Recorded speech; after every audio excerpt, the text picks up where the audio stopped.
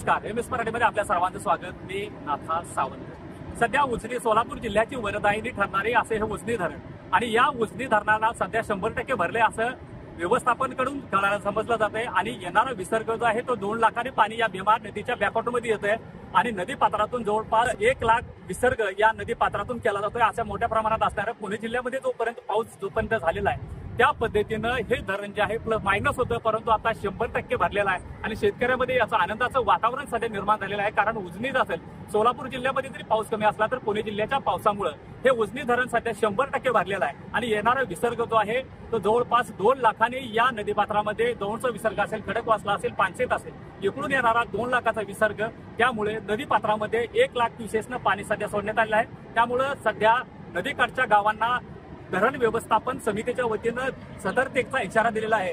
त्यामुळे हे पाणी वाढणार का कमी होणार हे मात्र समजू शकलेलं नसून सध्या तर नदी पात्र जे आहे ते सध्या दुधडी भरून सध्या वाहत आहे आणि नदीकाठच्या लोकांना धरण व्यवस्थापन समितीच्या वतीनं या ठिकाणी सतर्कतेचा इशारा दिला आहे आणि याला कदाचित पंढरपूरमध्ये पूर परिस्थिती निर्माण होण्याची शक्यता सध्या वर्तवली जाते। मी कॅमेरामॅन अण्णा पवार सह Natha Sawant, M S Marathi news, Marathi माणसाचा मराठी चॅनल।